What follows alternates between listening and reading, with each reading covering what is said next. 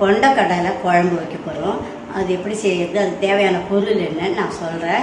கொண்டக்கடலை 1 கப்பு, 2 தக்காளி, சின்ன வெங்காயம் ஒரு 15-20 சின்ன வெங்காயம் அப்படியே மூஷாவே போட்டு கட் பண்ணல, பூண்டு ஒரு 8-10 பல்லு, இது குழம்பு மிளகாத்தூள் 3 ஸ்பூன் போட்டிருக்கேன். ஏன்னா நிறைய பொருள் போடுறோம், அதுக்கேற்ற புளியும் போடணும், அதுக்கேற்ற மிளகாத்தூளும் போடணும். கடுகு 1/2 ஸ்பூன், வெந்தயம் 1/2 ஸ்பூன், வடகம் 1/2 ஸ்பூன், இது கருவேப்பிலை, கொத்தமல்லி, எலுமிச்சம்பழம் அளவு புளியை ஊற வச்சு கரைச்சி திக்காக வச்சுருக்கேன். தேவையான அளவு உப்பு, எண்ணெய் தாளிக்கிறதுக்கு நல்லெண்ணெய் 50 கிராம், தேங்காய் அரைச்சி ஊற்றி தான் அந்த குழம்பு வைக்க போகிறோம். அதனால தேங்காய் ஒரு பதியாக துண்டு துண்டாக கட் பண்ணி வச்சுருக்கேன். இதை அப்புறமா அரைக்க போகிறோம். முருங்கைக்காய் ஒரு முருங்கைக்காய் கட் பண்ணி வச்சுருக்கேன். இது கத்திரிக்காய் ஒரு 4-5 கத்திரிக்காய் கட் பண்ணி வச்சுருக்கேன். இதுதான் தேவையான பொருள். இதை எப்படி செய்ய போகிறோன்னு நான் சொல்கிறேன். நேற்று நைட்டே தண்ணியில் போட்டு ஊற வச்சிடணும்.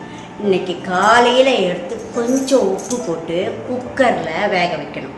குக்கரில் 2 விசில் வந்த பிற்பாடு 10 நிமிஷம் சிம்மில் போட்டு அப்படியே வேக வச்சு இறக்கி வச்சுக்கணும். அந்த தண்ணியை வீணாக்கக்கூடாது. அந்த தண்ணியை இழுத்து தான் நான் புளியை ஊற வச்சு கரைச்சிருக்கேன். இந்த கொண்டக்கடலையை இங்கே வச்சுருக்கேன். இப்போ நம்ம குழம்பு செய்யலாம் வாங்க. பாருங்க, அடுப்பில் கடாயை வச்சுருக்கேன், இரும்பு கடாய். சூடு ஏறதுக்கு கொஞ்சம் டைம் ஆகும், அதுக்குள்ளே உங்களுக்கு நான் சொல்லிடுறேன்.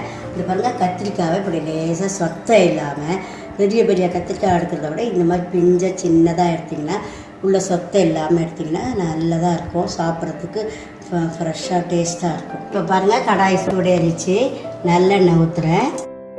எண்ணெய் காஞ்சிச்சு. இதில் கடுகு 1/2 ஸ்பூன், வெந்தயம் 1/2 ஸ்பூன், வடகம் 1/2 ஸ்பூன் போடுறேன். இது பொரிஞ்சு வந்து பாருங்க, நல்ல ஸ்மெல் வரும் பாருங்க. இப்போ கடுகு வெடிக்குது, பூண்டு போடுறேன். இப்போ இந்த சின்ன வெங்காயம் போடுறேன். பூண்டு வதங்கிச்சு, வெங்காயமும் நல்லா வதங்கிச்சு. அந்த தக்காளி போடுறேன். தக்காளி போட்டு 2 பதட்டோடனே கத்திரிக்காய் போடுறேன். கத்திரிக்காய் எண்ணெயில் வதங்கணும். கத்திரிக்காயை முன்கூட்டியே அரைஞ்சிங்கன்னா கரைச்சிடும். அதனால் சமைக்க போகிறப்போ கட் பண்ணுங்க.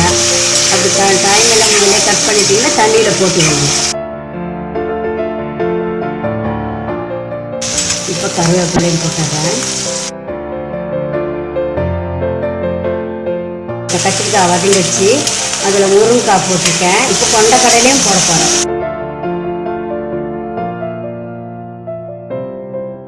கொண்டக்கடலையில் உப்பு போட்டு வேக வச்சுருக்கோம். அதனால் குழம்புல உப்பு போடும்போது கொஞ்சம் பார்த்து போடணும். இங்கே பாருங்கள், கொஞ்சம் உப்பு, குழம்புக்கு தேவையான உப்பு போட்டேன். 3 ஸ்பூன் மிளகாத்தூள் சொல்லியிருந்தேன், அதையும் இப்போ போட்டுடலாம்.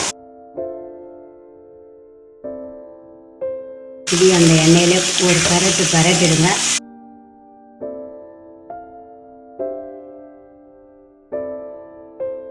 இப்போ புளியை கரைச்சி வச்சுருந்தா இல்லையா, எலுமிச்சம்பழம் அளவு புளி, அந்த புளி கரைச்சலை இதில் ஊற்றுறோம். இது எல்லாம் சேர்ந்து நல்லா கொதித்து சுண்டி வரட்டும்.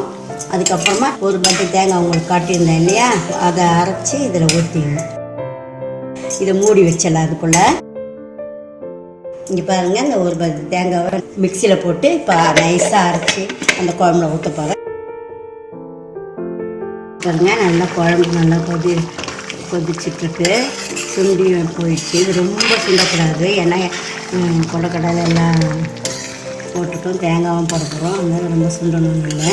தேங்காய் தண்ணி ஊற்றி மசியாக அரைச்சிருக்கேன், ஒரு பத்து தேங்காய். அதை இதில் ஊற்ற போகிறேன். தேங்காய் ஊற்றி திருப்பி கொதிக்கிட்டோம். 5 மினிட்ஸ் கொதிச்சா போதும்.